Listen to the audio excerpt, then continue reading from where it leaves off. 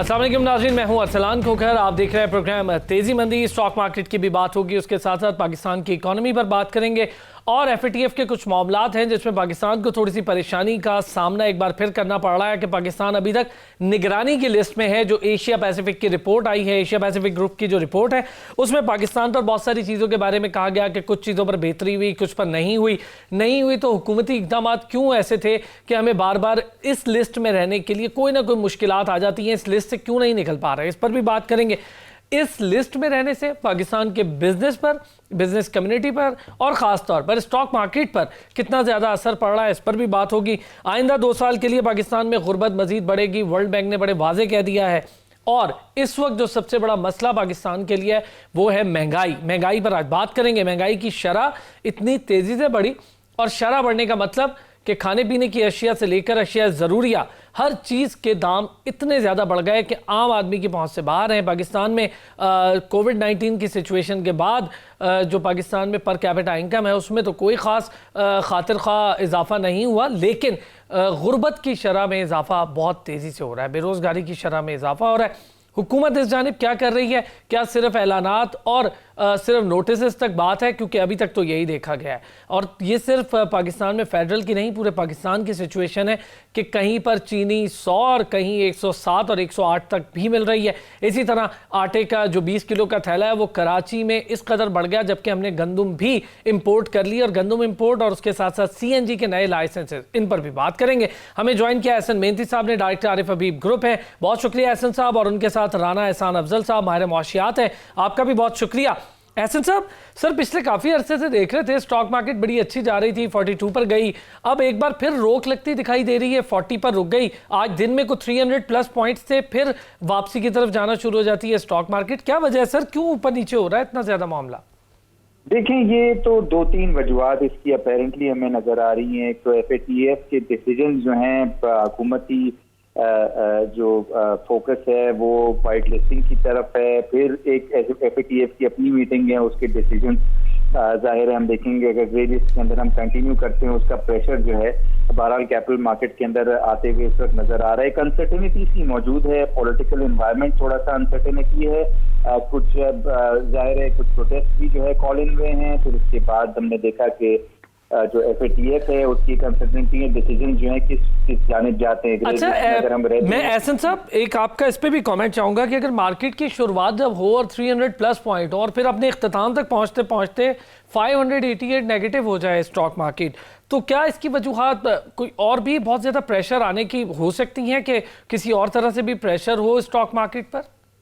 देखिए, इस वक्त तो जो मामलात मार्केट के अंदर इस वक्त जो हमें नजर आ रहे हैं, वो तो जिस तरह से मैंने डिस्कस किया, वो FATF के डिसीजन जो है वो मार्केट के पूरे जो परफॉर्मेंस है, आगे आने वाली परफॉर्मेंस, रुपी जाहिर है उसकी स्टेबिलिटी, और फिर इसके बाद हम जो पाकिस्तान के एक्सपोर्ट नंबर्स हैं, ये सारे FATF से मोर और लेस जो है इंटरलिंक्ड है। आई बिलीव कि जो गवर्नमेंट के अपने टारगेट्स हैं $28 बिलियन एक्सपोर्ट्स बढ़ाने के, उसका भी लिंक FATF के डिसीजन को लेकर है। उसको मद्देनजर रखते हुए जो है ये जो है वो जो है ये टारगेट जो है वो सेट होते हैं। अब जाहिर है FATF की मीटिंग है, उसमें नुकात ऐसे हैं जो 27 नुकात हैं, 21 हमने पूरे कर लिए हैं। ऐसी सिचुएशन के अंदर एक्सपेक्ट करना वाइट लिस्टिंग की तरफ आना, उस पर काफी ज्यादा मार्केट के अंदर पॉजिटिव मोमेंटम अब आ गया है कि पाकिस्तान इवेंचुअली वाइट लिस्ट की तरफ जाहिर राग़िब होगा।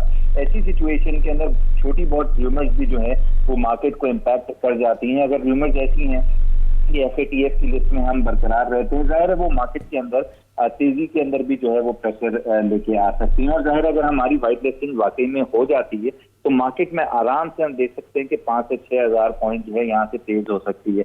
और अगर हम ग्रे लिस्ट में कंटिन्यू रहते हैं तो मार्केट के अंदर प्रेशर आने की एक्सपेक्टेशन है, थोड़ा बहुत प्रेशर आ सकता है, लेकिन अपेरेंटली जो हमें शिफ्ट नजर आ रही है वो मार्केट की जो है वो पॉजिटिव होगी, क्योंकि अर्निंग अनाउंसमेंट इस वक्त आ चुके हैं, अर्निंग सीजन ये मार्केट के अंदर कहलाता है, और 30 सितंबर के जो रिजल्ट्स हैं वो इस वीक जो है वो आना शुरू हो जाएंगे। इस हिसाब से हम देखें तो मार्केट में कुछ हद तक जो है वो सपोर्ट अभी हर लेवल पर जो है वो देखा गया। और आपने जिस तरह से कहा कि इनिशियल मार्केट तेजी जो थी उसकी वजह यही थी कि जो अर्निंग अनाउंसमेंट से वो जब आते हैं इन्वेस्टर्स स्पेकुलेट करते हैं, मार्केट तेजी लेती है और फिर इंटरनेशनल मार्केट भी जो है वो थोड़ी सी तेज है, इक्विटी मार्केट तो जाहिर है उसको भी लेके, बट फिर हमने देखा कि मिड सेशन के अंदर कुछ ऑयल प्रेशर आया है, ऑयल प्राइसेस इंटरनेशनली जो है वो थोड़ी गिरी 1-2%, ऑयल स्ट्रिप्स के अंदर कुछ प्रॉफिट टेकिंग आई, फिर उसके बाद हमने देखा एफएटीएफ की अनसर्टेनिटी। इस वक्त मार्केट के अंदर काफी ज्यादा स्पेकुलेशन है एफएटीएफ को लेकर कि इसके डिसीजन जो हैं काफी ज्यादा मार्केट के डायरेक्शन को जो है वो रूट इन कर सकते हैं। मार्केट यहाँ से 10 से 15% जो है बढ़ सकती है अगर हम वाइट लिस्ट के अंदर आ जाते हैं, और ये डिसीजन होपफुली इसी वीक के अंदर जो है बाय द वीकेंड जो है वो हमें पता लग जाएगा कि हम व्हाइट लिस्ट के अंदर हैं या फिर हम ग्रे लिस्ट के अंदर कंटिन्यू करते हैं। हमने इस वक्त सिचुएशन को देखना है कि हमने पूरे नुकात जो एफएटीएफ के हैं वो पूरे नहीं किए, बट उसके बावजूद मार्केट जो है पॉजिटिव मोमेंटम की तरफ है कि हम व्हाइट लिस्ट के अंदर जा रहे हैं। इसको हमने जरा मद्देनजर रखना है, और फिर इसके बाद हमने देखना है कि इंटरनेशनल मार्केट किस तरह से परफॉर्म कर रही हैं। अगर ऑयल प्राइसेस गिर रही हैं तो मार्केट के अंदर बहरहाल प्रेशर आएगा। तो आई थिंक कि 2-3 खबरें जिस तरह से मैंने आपको बताया कि एफएटीएफ के डिसीजन से वो मार्केट को इम्पैक्ट कर रहे हैं। पॉलिटिकल एनवायरनमेंट या पॉलिटिकल नॉइज काफी ज्यादा बढ़ चुकी है। इस वक्त हम देख रहे हैं कि काफी ऐसे जो गवर्नमेंट की अपोजिशन पार्टीज हैं उन्होंने सिट इन कॉलिंग किए हुए हैं, प्रोटेस्ट कॉलिंग किए हुए हैं, जिसका इम्पैक्ट मार्केट के अंदर इस वक्त नजर आ रहा है। प्रेशर है, वॉल्यूम की रिलेटिवली कम देखे गए थे फर्स्ट हाफ में, तो एटलीस्ट हम देखा फर्स्ट सेशन जब बिल्डिंग भी है तो काफी ज्यादा कम प्रेशर देखा गया था, वॉल्यूम्स काफी कम थे, और I think political environment hamper हो रहा है मार्केट के अंदर। बट अल्टीमेटली एफएटीएफ मार्केट का जो है प्रॉपर डायरेक्शन जो है वो हमें देगा आने वाले वक्त। ठीक है, एहसन साहब हमारे साथ मौजूद है, राना साहब भी मेरे साथ मौजूद है। एक छोटे से ब्रेक पर जाते हैं।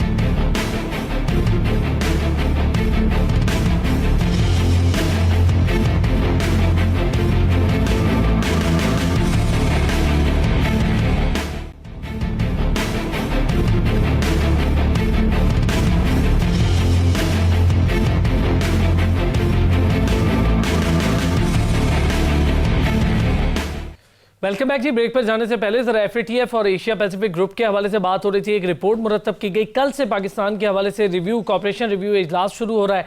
2 रोज़ा इजलास होगा, उसके बाद पाकिस्तान के ग्रे लिस्ट में रहने निकलने का फैसला होगा। उम्मीद ये जाहिर की जा रही है कि ब्लैक लिस्ट में जाने के जो खदशात थे वो अब तकरीबन खत्म हो जाएंगे। लेकिन ये जो एशिया पैसिफिक ग्रुप की रिपोर्ट है ये क्यों फिर एक ऐसे मौके पर आ गई जबकि एफएटीएफ का इजलास सिर्फ 2 रोज़ की दूरी पर है और पाकिस्तान के लिए कुछ बेहतरी की उम्मीद थी।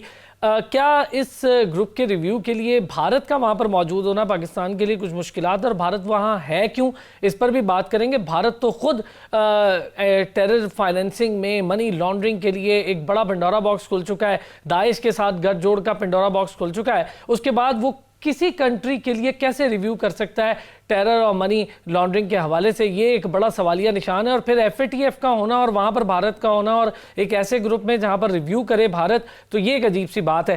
राना एहसान अफजल साहब मेरे साथ मौजूद हैं, एहसन मेहनती साहब मेरे साथ मौजूद है। राना साहब, आप माहिर मुआशियात तो हैं ही, लेकिन आपका जरा पॉलिटिकल बैकग्राउंड भी है। मैं चाहूंगा जरा पॉलिटिकल आपकी विजडम की वजह से भी थोड़ी सी इस पर आप रोशनी डालें। एक चीज कि भारत वहां मौजूद है, दूसरी चीज एक रिव्यू कॉपरेशन इजलास हो रहा है जिसमें भारत, जर्मनी, न्यूजीलैंड, अमेरिका के साथ, फ्रांस के साथ बैठा हुआ है, और फिर एशिया पैसिफिक की एक रिपोर्ट आती है जिसमें अजीब सी बातें लिखी हुई हैं कि 40 सिफारिशात में से 2 पर मुकम्मल अमल दरामद हुआ, 4 मामलात पर सिफारिशात पर कोई पेशरफ्त नहीं हुई, 25 निकात से जुज़वी और 9 सिफारिशात पर नुमाया पेशरफ्त की पाकिस्तान ने। देखिए, ये जो एशिया पैसिफिक ग्रुप का जो परफॉर्मेंस रिव्यू है, इसकी जो एक टेक्निकल चीज़ है कि ये जो रिव्यू है ये फरवरी तक की जो हुकूमत की परफॉर्मेंस थी तब तक का रिव्यू है। तो मैं समझता हूँ कि फरवरी के बाद काफ़ी ज़्यादा जो है वो 27 एक्शन पॉइंट्स पे गवर्नमेंट ने काम भी किया, और 15 एरियाज़ के ऊपर लेजिस्लेशन हुई जिसके अंदर ऑपोजिशन ने तकरीबन मैं समझता हूँ 13 नुकात पे तो कंप्लीट कंसेंसस था और हुकूमत को सपोर्ट किया। तो ये जो परफॉर्मेंस रिव्यू है इसका फरवरी तक का ये था, तो इसका मैं नहीं समझता कि बहुत ज़्यादा कोई इम्पैक्ट पड़ेगा जो एफएटीएफ का जो एक्चुअल जो रिव्यू करने जब वो जाएंगे, तो वो क्योंकि रिव्यू एक होलसम होगा और अब तक के जितने भी हुकूमत ने इक़दामात लिए हैं वो इसको इंक्लूड करेगा। तो ये जो पॉइंट है ये तो ये फाइनल रिव्यू नहीं है कि वो ग्रे लिस्ट में अभी भी चांसेस हैं कि पाकिस्तान वाइट लिस्ट पे जाएगा। तो मैं समझता हूँ कि हमें मुस्बत रहना चाहिए और यही उम्मीद करनी चाहिए कि इंशाल्लाह ताला क्योंकि ये पाकिस्तान अच्छा, का मामला बिल्कुल ठीक। मैं राणा साहब आपका इस पे भी व्यू चाहूंगा, जहां पर हम बात कर लें कहीं पे पाकिस्तान को बिजनेस के लिए फ़ायदा होने जा रहा हो, कहीं पर पाकिस्तान को पॉलिटिकल कुछ माइलेज मिलने जा रहा हो, यहाँ पर पाकिस्तान के लिए कोई रिलीफ की बात हो, एक ऐसी जगह जहाँ पर रिव्यू करने के लिए चंद ग्रुप्स मौजूद हो, वहाँ पर एक मुल्क ऐसा मौजूद हो जो खुद टेरर फाइनेंसिंग और मनी लॉन्ड्रिंग का गढ़ है, तो क्या हमें सवालात नहीं उठाने चाहिए? देखिए, ये जो ग्रुप्स होते हैं ये प्योरली टेक्निकल होते हैं और इसके अंदर मैं नहीं समझता कि सियासत का बहुत ज़्यादा आंसर होता है, और मुल्क भी बैठे देख रहे होते हैं और इनके जो है वो एजेंडा पॉइंट्स होते हैं स्पेसिफिकली, जिसके ऊपर वो देखते हैं कि कोई इम्प्रूवमेंट हुई है या नहीं हुई। यहाँ अगर हम लोकल तौर पे अगर बात करें तो इस पे हम इसके ऊपर सियासत कर सकते हैं, लेकिन ये मैं नहीं समझता कि इसके अंदर कोई इतनी ज़्यादा मनूवरिंग होती है। अगर आप उन्होंने जो पॉइंट्स उन्होंने हमें दिए हैं जिनके ऊपर इम्प्रूवमेंट की ज़रूरत है, अगर हम वो हकीकतन कर दें तो उसके ऊपर इस फोरम के ऊपर मैं नहीं समझता कि इतनी सियासत जो है वो मुमकिन है। लेकिन हमें फिर भी अपना प्रेशर जो है वो रखना चाहिए है, और ताकि इस चीज़ के अगर कोई चांसेस भी हों तो ये मुमकिन ना हो सके कि इंडिया कोई मनूवरिंग कर सके। तो हमें मैं समझता हूँ ऑफेंसिव पे ही रहना चाहिए, ये पॉलिसी ठीक है। ठीक है, अगर आप इजाजत दें तो मैं इन्फ्लेशन के ऊपर जरा बात करना चाहूंगा। सर, उस पे तो बिल्कुल करनी है आज के प्रोग्राम में, खास तौर पे मैंने इसी पर बात करनी है कि जब महंगाई बढ़ती जाएगी तो कारोबार सुकड़ता जाएगा। बिल्कुल, देखें इन्फ्लेशन जो है सितंबर के जो फिगर्स आए, इन्फ्लेशन 9.04% के ऊपर इन्फ्लेशन आई है। पिछले साल फाइनेंशियल ईयर 20 में पाकिस्तान में 11% इन्फ्लेशन थी, वो भी कोविड के दौरान में, जहां कमोडिटी प्राइसेस आपने देखा कि दुनिया भर में क्रैश कर गई, चाहे वो क्रूड ऑयल की प्राइसेस हो, पेट्रोलियम प्राइसेस हो, आयरन मेटल की प्राइसेस हों। तो उस दौरानिए में भी हमारी इन्फ्लेशन जो है वो बड़ी एक हाई इन्फ्लेशन रही, जबकि अगर आप अफगानिस्तान को देखें वहाँ 5% इन्फ्लेशन थी, इंडिया में 3% इन्फ्लेशन थी, श्रीलंका 4% इन्फ्लेशन थी। जो आपकी रीजनल इकोनॉमीज हैं, जो आपकी नेबरिंग इकोनॉमीज है, उधर इन्फ्लेशन कम रही, और बहुत सारे ममालिक में नेगेटिव इन्फ्लेशन रही कोविड के ऊपर। अब जबकि आप देखते हैं कि अब आप कोविड से कुछ हद तक निकल रहे हैं, तो अब ज्यादातर जो ममालिक हैं उन्होंने जो इंसेंटिव्स दिए हैं वो सबसे पहले जो है कंस्ट्रक्शन इंडस्ट्री और इंफ्रास्ट्रक्चर डेवलपमेंट की तरफ जाते हैं। तो अब आगे जो है इन्फ्लेशन बढ़ने के चांसेस हैं, कम होने के नहीं है, और हम पहले ही एक हाई इन्फ्लेशन के ऊपर बैठे हुए हैं। खासतौर पे अगर आप आटे के ऊपर बात करें और चीनी पे बात करें तो ये मैं समझता हूँ बड़ी एक मैसिव मिस गवर्नेंस है हुकूमत की तरफ से, कि एक ही साल में आप पहले एक्सपोर्ट करने की बात करते हैं इन कमोडिटीज़ की और फिर आप इनको इंपोर्ट करते हैं तो सप्लाई साइड पे, और इसी तरह जो लोकस्ट के ऊपर मैं समझता हूं कि एक इनएक्शन रहा पूरा साल, और बाद में पाक फौज के मदद से हुकूमत ने लोकस्ट को किसी हद तक कंट्रोल किया, लेकिन ये इकदामात स्लो थे और इसका इम्पैक्ट आपकी एग्रीकल्चर आउटपुट पे आया, और वो आज आपको प्राइस इंक्रीज की सूरत के ऊपर जो है वो नजर आ रहा है। इसी तरह अगर आप जीडीपी की जो वर्ल्ड बैंक की जो लेटेस्ट फोरकास्ट है वो पाकिस्तान के लिए 0.5% है, जबकि गवर्नमेंट का जो दावा है इस साल के लिए वो 2.1% ग्रोथ का है। तो ये भी एक, अगर आप रीजनल कंपैरिजन करें तो इंडिया जो कि -4% पे बैठा था उसकी जीडीपी की फोरकास्ट वर्ल्ड बैंक ने 5.4% पे की है, श्रीलंका 3.3% पे है, अफगानिस्तान 2.5% पे है, बांग्लादेश 1.6% पे है। हम भी नेगेटिव 0.4 है जी, हम भी नेगेटिव रहे जीडीपी के लिए। ये तो मैं आपको अगले साल की प्रेडिक्शंस बता रहा हूं कि जो फोरकास्ट अगले साल की उसमें बिल्कुल 0.5% आपने ठीक कहा कि उससे भी कम रहने की तवक्को जाहिर की है वर्ल्ड बैंक ने। बिल्कुल। अब आप ये देखें कि आपकी जो पॉपुलेशन ग्रोथ है वो 2.4% है, जिसका ये मतलब है कि अगले साल में जॉब क्रिएशन या एम्प्लॉयमेंट क्रिएशन के चांसेस बड़े कम नजर आ रहे हैं। तो ये एक ऐसा एरिया है कि जहां अगला साल इतना आसान नहीं होगा। जो मुस्बत एरियाज हैं वो आपकी रेमिटेंसेज हैं। रेमिटेंसेज आपकी बड़ी अच्छी जो मेरे ख्याल से फर्स्ट क्वार्टर के अंदर आई हैं, जो कि तकरीबन 30-32% हायर है। लेकिन यहाँ भी मैं जो एक वार्निंग साइन है वो ये है कि जो अगर आप फाइनेंशियल ईयर 2019 का जो साल था जनवरी टू दिसंबर, उसके अंदर तकरीबन लगभग 6,30,000 हमारे पाकिस्तानी जो हैं वो बाहर काम करने ओवरसीज एम्प्लॉयमेंट के लिए गए। और इस साल जो 2020 का साल है, क्योंकि कोरोना था, सिर्फ अभी तक पहले 8 महीनों के अंदर 1,80,000 बंदा जो है वो एम्प्लॉयमेंट के लिए बाहर गया है। तो अल्लाह करे कि ये रिमिटेंसेस का ट्रेंड बढ़ता रहे। इसकी मेजर वजह यही है कि जो इनफ्लो है वो ज्यादातर अब फॉर्मल बैंकिंग चैनल्स के थ्रू आ रही है, और क्योंकि फ्लाइट्स कम है तो लोग पहले कैरी करते थे कैश, तो ये ट्रेंड मुस्बत है, लेकिन अगर ये आगे सस्टेन करता रहे तो ठीक हो दूसरा गया। मैं जरा एहसन साहब से भी थोड़ी बात कर लूँ इस हवाले से, लेकिन एक ब्रेक पर जाना है, ब्रेक से वापस आऊँगा तो एहसन साहब से थोड़ी सी गुफ्तगू इस हवाले से भी करेंगे कि इस वक्त पाकिस्तान का तिजारती खसारा एक जानिब बढ़ रहा है, दूसरी तरफ डॉलर की कीमत में थोड़ी सी कमी ज़रूर आई है, डॉलर पर प्रेशर आया। क्या इसका फ़ायदा पाकिस्तान को आगे आने वाले दिनों में होगा, खासतौर पर स्टॉक मार्केट को भी और फिर बिजनेस को भी? ब्रेक से वापस आते हैं तो इस पर बात करते हैं।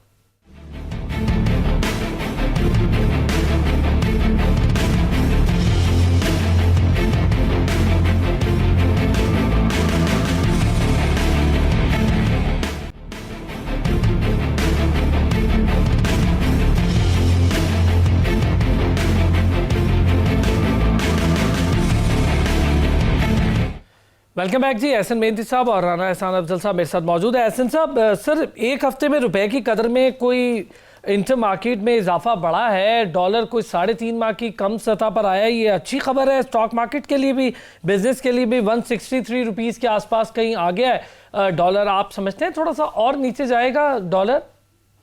देखिए, आई थिंक ये खुशाइन खबर है, और आई थिंक ये जो खबर है, जाहिर है ये एशिया पैसिफिक रिपोर्ट के बाद अब देखते हैं कि ये इसका क्या नताइज होंगे। कैपिटल मार्केट तो बहरहाल टूटी है, और आई थिंक के जो मामलात हैं FATF रिव्यू को लेके, इसकी जो डिसीजन है ये अब फर्दर डायरेक्शन जो है वो रुपी डॉलर पैरिटी को डिसीजन जो है वो इम्पैक्ट करेगा। बट अपेरेंटली रुपी का अप्रिशिएट होना अगेंस्ट डॉलर एक खुशाइन खबर है। डॉलर टर्म्स के अंदर हमारी एक्सपोर्ट्स भी जो है बढ़ सकती हैं, यानी कि अगर 20% जो है वो अगर रुपी बढ़ता है तो 20% हमारी एक्सपोर्ट्स ऑटोमेटिकली बढ़ सकती हैं। आई थिंक कि हमने काफ़ी कोशिश कर ली है पिछले 8-10 सालों में कि डॉलर टर्म्स के अंदर हमारी एक्सपोर्ट्स बढ़े। रुपी टर्म्स में तो बढ़ती जा रही हैं, बट डॉलर टर्म्स के अंदर वो फिर गिर जाती हैं, क्योंकि हम डॉलर एट टाइम्स 40% भी हमने डिप्रिशिएट रुपी को कर दिया अगेंस्ट डॉलर। तो आई थिंक कि जो एक स्ट्रेटजी गवर्नमेंट की अब होनी चाहिए वो ये है कि अगर रुपी को हम अप्रिशिएट करते हैं तो डॉलर तो एक्सपोर्ट्स ऑटोमेटिकली जो है वो डॉलर टर्म्स के अंदर बढ़ जाती हैं, और फिर इतनी मेहनत करने की जरूरत नहीं है कि हम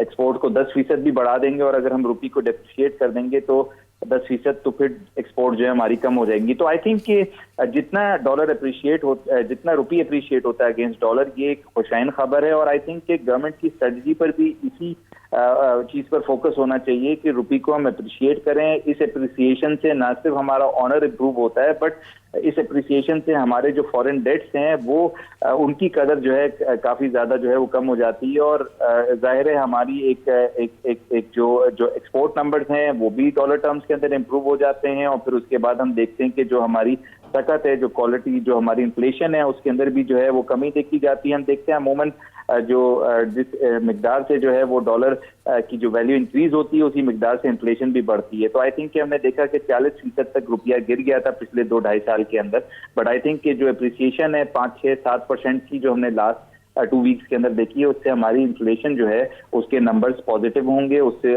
कम होंगे, यानी कि जो है ये हमारी जो है वो कॉमन सिटीजन को इसका बेनिफिट होगा। तो जितना रुपया अप्रिशिएट होगा, जाहिर है उतना ही इन्फ्लेशन नंबर जो है वो हमें कम, फॉरेन इंपोर्टेड इन्फ्लेशन जो है वो हमें कम नजर आएगी, और इन्फ्लेशन कम होती है तो जाहिर है इंटरेस्ट रेट कम होते हैं, और अगर इंटरेस्ट रेट कम होते हैं तो जाहिर है कैपिटल मार्केट जो है पॉजिटिव परफॉर्मेंस देती हैं। तो आई थिंक कि इसकी अप्रिसिएशन जो है वो अपनी जगह पर है। आगे FATF की जो डिसीजंस हैं वो होपफुली हमें 21 तारीख और 23 तारीख के बीच में जो डिसीजंस नजर आएंगे, उसमें एक जो जद था वो एशिया पैसिफिक ग्रुप की जो रिपोर्ट है, रिकमेंडेशंस हैं, वहां पर जो है वो सही इंडिकेशन नहीं आई है। अपेरेंटली पॉलिटिकल नोट पे तो जो है वो हमें नजर आ रहा है कि हम वाइट लिस्टिंग की तरफ जा रहे हैं, बट एशिया पैसिफिक ग्रुप की जो नुकात हैं उनको भी हमने पूरा करना है ताकि हम अपेरेंटली वाइट लिस्ट में। अल्टीमेटली जो डिसीजंस हैं वो FATF ग्रुप ने खुद ही लेने हैं। उसकी मीटिंग तो हम देख रहे हैं कि वो जो है वो 21 तारीख को, और आई थिंक कि उसके डिसीजन से हमें 23 तारीख तक नजर आएंगे।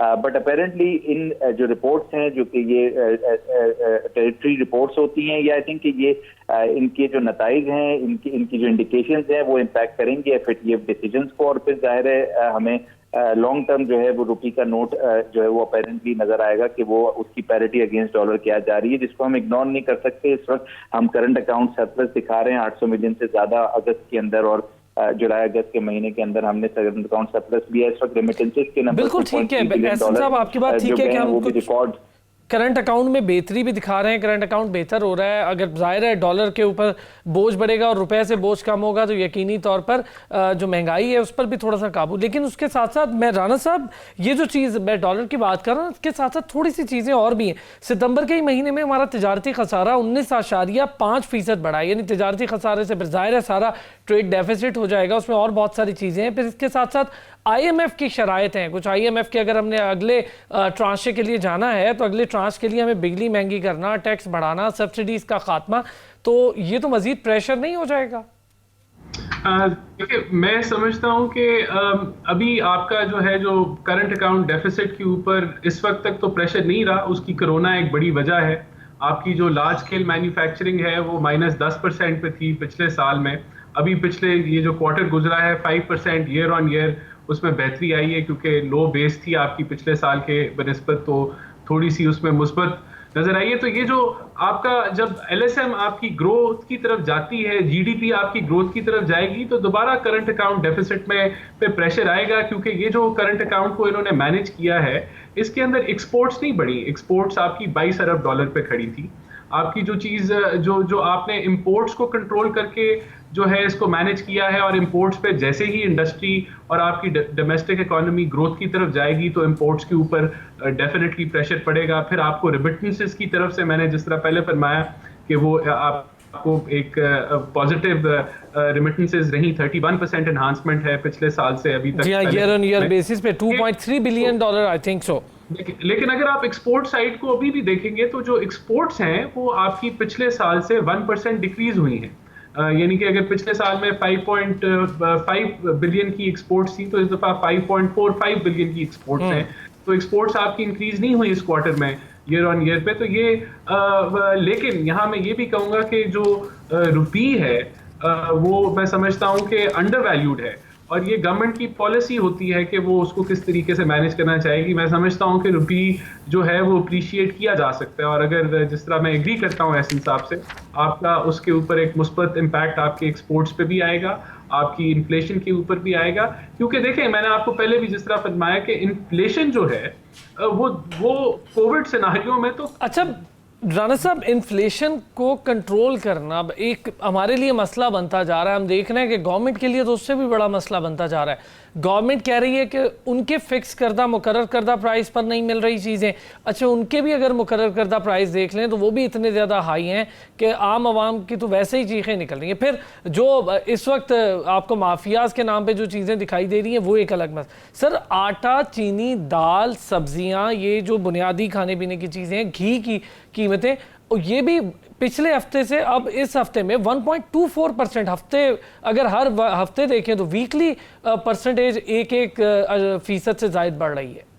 देखिए, फूड इन्फ्लेशन जो इस वक्त, ये तो हमने इकोनॉमी ओवरऑल डिस्कस कर ली। सबसे बड़ा जो मसला आज पाकिस्तान का है वो यही है कि गुर्बत की शरह है, कि जो आम पाकिस्तानी है वो तकरीबन हफीज पाशा साहब ने एस्टिमेट दिए कि 40 to 50% पाकिस्तानी आज गुर्बत की शरह से नीचे आ गया। और बेरोजगारी भी, उन्होंने कहा था बेरोजगारी भी बड़ी तेजी से बढ़ेगी। ये जो अब आप देखें कि जो डॉलर है वो तो आप रुपी डिवैल्यू हुआ है, 40-50% हुआ है, लेकिन जो मेडिसिन की कीमत है वो 300% इंक्रीज एग्जैक्टली। तो यहाँ गवर्नमेंट के कंट्रोल की बात आती है। अच्छा, मैं चाहूंगा कि आप इमरान खान साहब का बयान, उन्होंने कहा कि टाइगर फोर्स को मैं कहूंगा कि वो प्राइस कंट्रोल के ऊपर आए, तो ये एक मजाका खेज बयान है। ये काम तो एसीज का होता है या लोकल इंतजामिया का होता है। और यहाँ अब देखें, अगर अभी आज कोई पैसे कमा रहा है तो वो या शुगर माफिया कमा रहा है, या फार्मास्यूटिकल माफिया है, या वो ये आटा चीनी के ऊपर है। इनको कंट्रोल करने की जरूरत है। अच्छा, वो मुशीर सेहत जो मैनेजमेंट की जरूरत है। मुशीर सेहत का जो बयान है वो, और शिबली फराज साहब का एक बयान आया जब महंगाई की बात हुई तो उन्होंने तो, शिबली फराज साहब ने तो हाथ झाड़ लिया। उन्होंने कहा कि महंगाई की जिम्मेदार अपोजिशन है। मुझे थोड़ी समझ नहीं आई, मैं इस पे आपसे पूछूंगा अभी। मैं ज़रा एक एहसन मेहनती साहब से सवाल। एहसन साहब, एक चीज़ पिछले दिनों देखने में आई कि कमर्शियल बैंकों में वफाकी हुकूमत अपने तमाम अकाउंट्स बंद करने की हिदायत की है। आप नहीं समझते कि इससे जो कमर्शियल बैंक्स हैं उनके डिपॉजिट्स पर बड़ा प्रेशर आएगा? देखिए, आई थिंक कि जो मामलात हैं FATF को लेकर, उसमें अपेरेंटली जो है वो नजर आ रहा है कि ऐसे जो नॉन परफॉर्मिंग अकाउंट्स हैं या जो कॉम्प्लिकेटेड अकाउंट्स हैं जिसके अंदर डिटेल्स नहीं जो नहीं मिल रही हैं। आई थिंक कि वो जो है AML की रिक्वायरमेंट है वो पूरी करनी है। नुकात जो FATF हैं उसको लेके जो है बहुत सारे ऐसे अकाउंट्स हैं जिसकी जो सोर्सेज हैं वो नहीं मिलती हैं, फिर जो उसकी जो निशानदेही नहीं हो पा रही, वो जाहिर है वो एक रिस्क मैनेजमेंट जो है वो इस पर फोकस है। ना सिर्फ ये पॉजिटिव एंगल इसका है कि जो इस वक्त FATF के इश्यूज हैं वो रिजॉल्व होंगे इसके अंदर, बल्कि अपनी कमर्शियल बैंक की जो एक्टिविटी है उसमें एफिशिएंसी देखी जा सकती है। अगर एक सोर्स जो है वो गिवन सोर्स हो और वो जो है उस पर KYC की या नो योर कस्टमर की रिक्वायरमेंट जो है पूरी कर ली गई हैं, तो आई थिंक कि जो ये नए मामलात हैं इसके अंदर हम देख रहे हैं कि FATF भी सरगर्म है, एशिया पैसिफिक भी सरगर्म है, और फिर अल्टीमेटली इसका जो इम्पैक्ट है वो कमर्शियल बैंक की एक्टिविटी पर आ रहा है। बट अगर जितनी ज्यादा ट्रांसपेरेंसी होगी वहां पे हम देखेंगे कि लॉन्ग टर्म के अंदर इतनी ज्यादा एफिशिएंसी सिस्टम के अंदर नजर आएगी, फॉरेन डिपॉजिट्स भी आएंगे, और फिर हम देखेंगे कि जो इस वाइट लिस्टिंग के अंदर इसके नताइज जो हमें नजर आएंगे उसमें हम देखेंगे कि फॉरेन जो करेंसी के डिपॉजिट्स हैं वो भी पाकिस्तान का रुख करेंगे। एक कॉम्प्लिसेंट एक एनवायरनमेंट बन जाएगा फॉरेन इन्वेस्टर्स के लिए, पाकिस्तान की तरफ जो है फंड जो है वो पोर इन करें। इस वक्त हम देख रहे हैं कि फीस कैपिटल मार्केट में फॉरेन आउटफ्लोज जो है वो पूरे साल जो है वो रहे थे, लास्ट पूरे साल रहे थे, और जुलाई से अक्टूबर भी जो है फॉरेन आउटफ्लोज हैं। आई थिंक कि इनको अगर हमने इनफ्लोज में कन्वर्ट करना है तो कमर्शियल बैंक की जो एक्टिविटीज हैं उसको काफी ज्यादा हमें ट्रांसपेरेंट करना पड़ेगा। और ठीक है, कमर्शियल बैंक की एक्टिविटीज को ट्रांसपेरेंट करना ही पड़ेगा। मैं यही थोड़ा राना साहब से भी जान लूँ। राना साहब, एक तो ये चीज़ थोड़ा सा इस पर भी बताइएगा, CNG के स्टेशंस के नए लाइसेंस जारी कर रहे हैं और वो 2008 से इन लाइसेंस पर पाबंदी थी, यानी RLNG से चलने वाले जो CNG स्टेशन है। क्या सर हमारे पास इतनी ज़्यादा गैस आ गई है? पहले ही गैस के इतने मसाइल हैं, कॉस्ट इफेक्टिव प्रोडक्शन नहीं रही, गैस के बिल्स इतने ज़्यादा हैं, बिजली के बिल इतने ज़्यादा हैं। देखें, अभी तो जो है वो जो दिसंबर के अंदर शॉर्टेज आने वाली है, और पहली दफा सिंध के अंदर कहते हैं कि CNG स्टेशंस भी जो हैं वो गैस लोड शेडिंग का और उनका वो गैर मुअय्यना मुद्दत तक बंद होने जा रहे हैं। तो उस सूरत हाल में पहले ही पंजाब के अंदर जो CNG स्टेशन हैं वो तो ख़त्म हो चुके हैं और ना होने के बराबर हैं, और अब तो थोड़ी सी चंद कमर्शियल व्हीकल्स उस पर ऑपरेट करती हैं। तो मैं नहीं समझता कि इससे कोई मौसर इम्पैक्ट पड़ेगा। और दूसरा, जो बैंकिंग के ऊपर जो बात की कि गवर्नमेंट के जो अकाउंट्स हैं वो सारे स्टेट बैंक के अंदर चले जाएंगे, तो मैं तो समझता हूँ कि ये कंपेटिटिव इन्वायरमेंट को फ़रोग ना देने वाली बात है कि पहले जब वो अकाउंट्स या फंड्स वो लेते थे हुकूमत से तो वो कंपेटिटिव रेट्स देते थे, तो वो फंड्स आते थे। तो यहाँ ये सबको मौका मिलना चाहिए, सारे कमर्शियल बैंक्स को पार्टिसिपेट करने के लिए मौका मिलना चाहिए। जो अच्छी फैसिलिटेशन दे उधर अकाउंट खोले जाए, ना कि जो है वो गवर्नमेंट ऐसी पॉलिसी कर ले जो गवर्नमेंट। बहुत शुक्रिया। राना एहसान अफजल साहब मेरे साथ मौजूद थे, एहसन मेहदी साहब मेरे साथ मौजूद थे। आप दोनों हज़रात का शुक्रिया। जुमे के रोज़ फिर होगी आपसे मुलाकात, अपना ख्याल रखिएगा।